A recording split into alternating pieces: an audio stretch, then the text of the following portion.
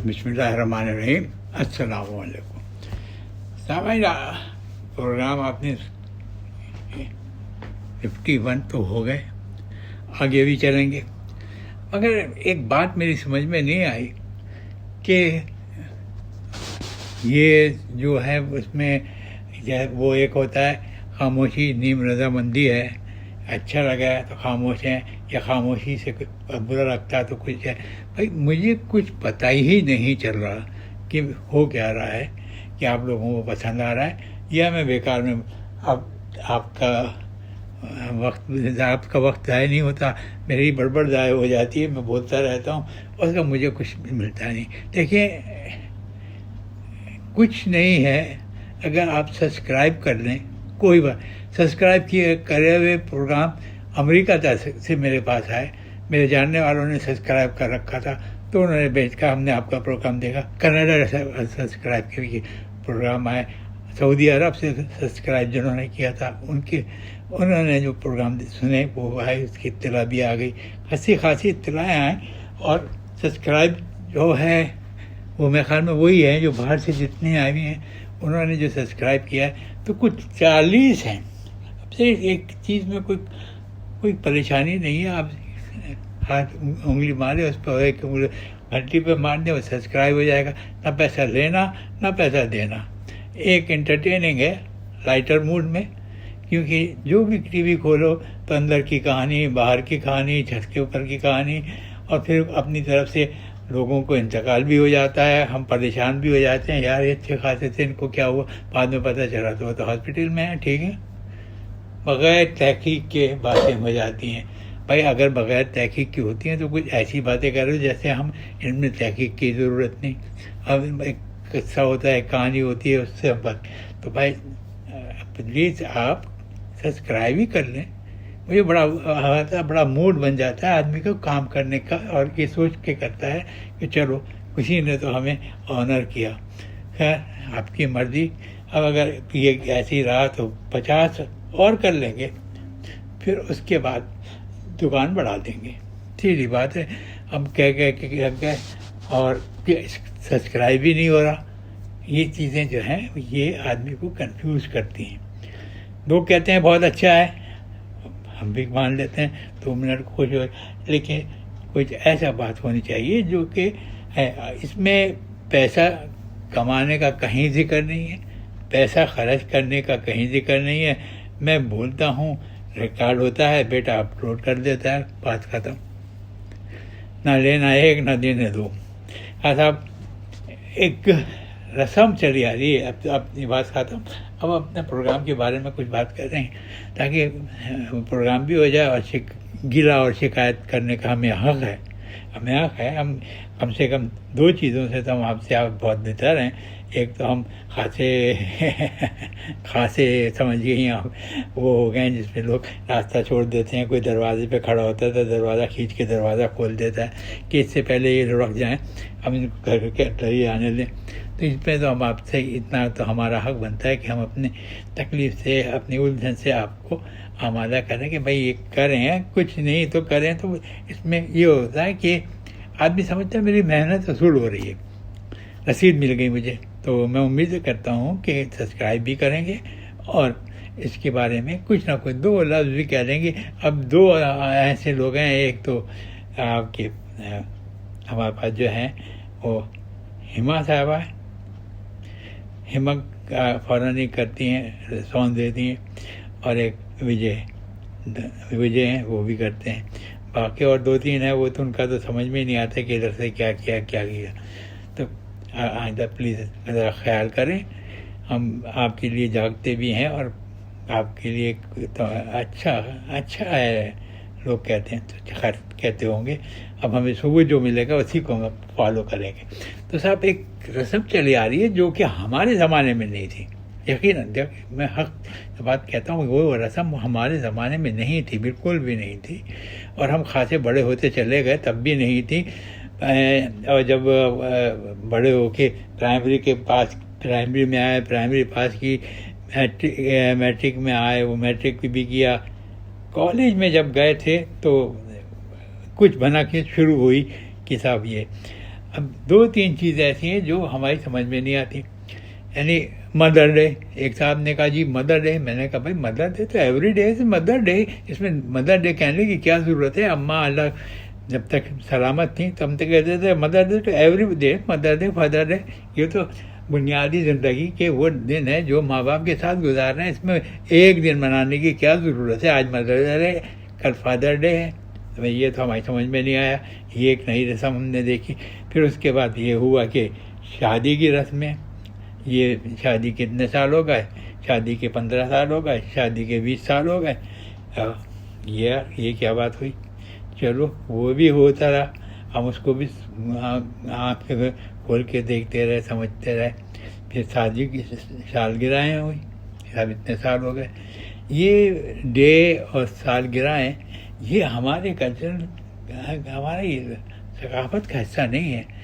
ये गोरे भाषा छोड़ के जब गए तो ये चीज़ें तोहफे में दे गए थे हमें हमारे ख्याल में, तो ये वही चीज़ें हैं। तो साहब हम तो ये जानते हैं कि इनको मनाओ तो अच्छा, ना मनाओ तो अच्छा, जो कौम के है। अब ये बच्चों की बातें हैं, केक लाओ, केक काटो, खाओ पियो, कुछ तो करो, चलो खैर। तो साहब एक साहब ने शादी की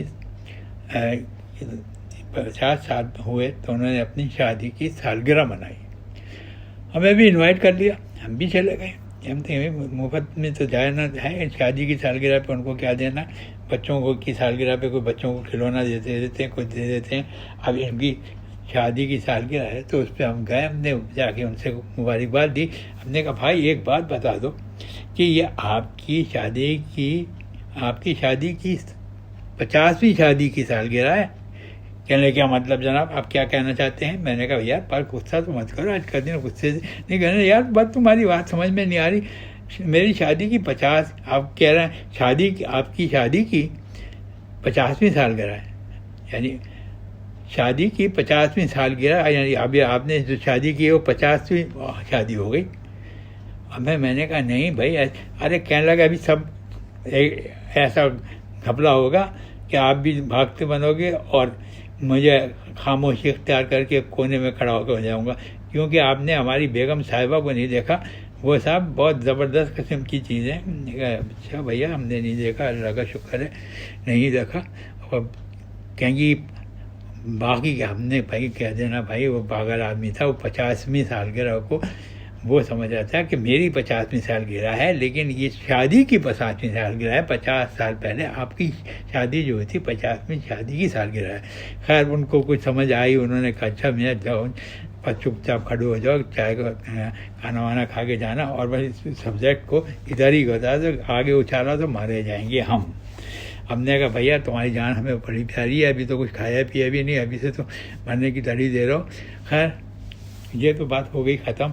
इसके साथ ऊपर की किस्में एक वो है, बहुत सारी शिकायत हैं, कोई बहुत सारी रिक्वेस्ट हैं। शिकायत और रिक्वेस्ट दोनों एक ही हैं। तो जनाब अब एक साहब 9:30 बजे होंगे रात की, वो एक मोटरसाइकिल पे गए एक काजी साहब के पास। घंटी बजाए, काजी निकाह ख्वाह, काजी नहीं निकाह ख्वाह, काजी और निकाह ख्वाह में ज़्यादा फ़र्क है। तो उन्होंने देखा, निकाह ख्वाह जो काजी साहब थे उन्होंने झाँक के देखा तो एक मोटरसाइकिल पे एक खातून बैठी हैं बुर्का वगैरह पहने, और एक लड़का मोटरसाइकिल से उतर के उसने घंटी बजाई। इन्होंने जाके दरवाज़ा खोला। कहने जी फरमाइए। कहने काजी साहब अंदर तो आने दीजिए, आप ही के पास आएँ, आप ही से काम है, हमें कोई फिक्र नहीं। उन्होंने कहा चलिए अंदर बैठ जाइए, आइए। कहने क्या बात है। कहने लगे हमारा निकाह पढ़ा दीजिए। उन्होंने कहा भाई ये निकाह ऐसे तो नहीं होगा, इसके साथ की और भी चीज़ें होती हैं, गवाह होते हैं, वो क्या होते हैं। कहने लगे हुजूर वो सब कुछ मैं दे दूँगा, इस वक्त आप निकाह की इब्तिदा कर दीजिए और मुझे कोई मैं कल सुबह आके सारे आपकी जो चीज़ें हैं वो रिक्वायरमेंट वही वो पूरी कर दूंगा, वो इतना भरोसा कीजिए। लेकिन निकाह मुझे इस वक्त कहीं पेपर देने, उसमें बहुत ज़रूरी है देना। तो देखा यार ये आदमी शरीफ है, जैसे कुछ मुश्किल में है। चलो कहने लगे भैया इसकी सारी चीज़ें जो है गवाहों के दस्तखत और इसके दस्तखत वो सब जो हैं वो खाली दे रहे हैं आपको, आप के पे आप अपने पेपर कहीं जमा करा देंगे तो वो ठीक है, वरना सुबह आके दिन भर में किसी वक्त भी आके इसको कंप्लीट करा लीजिएगा। उन्होंने कहा बहुत बेहतर है, और कंप्लीट कराने से पहले इसकी 6 कॉपियाँ बनवा लीजिएगा, ताकि बाकी जो हैं वो हम फिलअप कर देंगे, फिर आपको दोबारा कॉपियाँ बनवाने जाना नहीं पड़ेगा। उन्होंने बहुत शुक्रिया अदा किया और उन्होंने उनके जो फॉर्मेलिटी थी वो पूरी कर दी और उनसे कहा जी ये लीजिए आपका हो गया। तो उन्होंने देखा और रखा और दिया, जो बेगम थी उनको दिया, इसको संभाल के पकड़ो चलते हैं। उन्होंने जल्दी से अपना बटुआ खोला और एक लिफाफे में उनको दे दिया, अब वो चल दिए।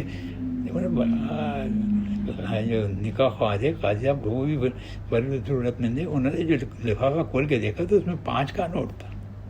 बड़ा गुस्सा आया।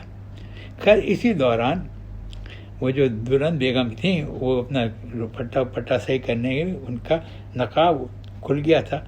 उन्होंने नकाब को, खुले हुए नकाब में उनकी जो शक्ल देखी तो वो काजी साहब दरस के रह गए। कहने लगे यार तो 50 रुपये 5 रुपये भी दे दिए, बड़े गनीमत दिए, ये क्या कौन सी क्या चीज़ थी वो क्यों निकाल। तो वो इसी ऐसी कहने लगे क्या कहें, ऐसी अजब भी किस्म की शक्ल सूरत थी, और उस पर वो इतनी जल्दी करके और पैसे भी पूरे नहीं दिए, वो पता नहीं क्या चक्कर था। खैर वो चले कि जब वो बाहर निकले तो भी उन्होंने कहने लगे मियाँ बात सुनो। उन्होंने कहा क्या जी फरमाइए।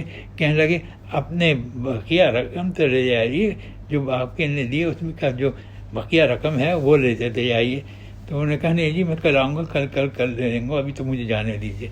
तो उन्होंने चलते कहा ये इसके 5 रुपये भी क्या लेके करूँगा। उनसे कहा बकिया रकम ले जाइए। तो वो समझ गया आदमी कि ये उनको कम लगी, तो उन्होंने कहा कि सामने नहीं कहा, उसके बाद कहा कि इसकी बकिया रकम ले जाइए। तो साहब वो चले गए, और जब आएंगे तो वो फिर पूरी रकम देंगे तो पता चलेगा ये क्या चक्कर था और क्यों ऐसा हुआ। आज का प्रोग्राम भाई बात दर से दिया, दिल उदास है, कुछ मज़ा नहीं आता। उदासी क्यों है इसकी वजूहत हमने आपको बता दी। और ये उदासी जो होती है ना, ये बड़ी जालिम चीज़ होती है।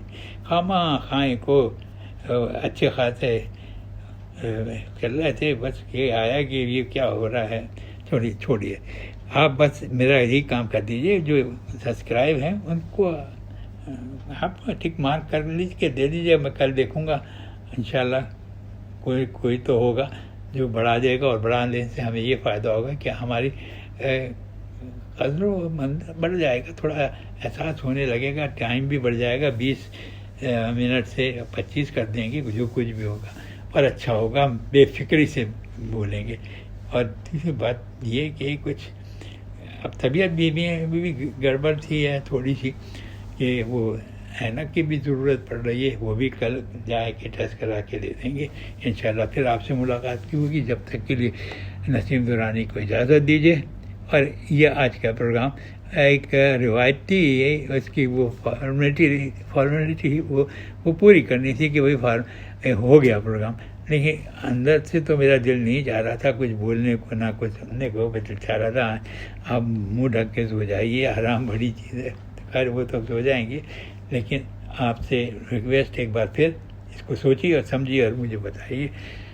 अब नसीम दुरानी को इजाज़त दीजिए, इंशाल्लाह अगले प्रोग्राम में हाथ से बोलते आएंगे, क्योंकि जो कुछ मेरी डिमांड थी वो छोटे डिमांड क्या, जो कुछ मेरी रिक्वेस्ट थी वो कबूल हो जाएगी। ओके, अल्लाह हाफ़िज़।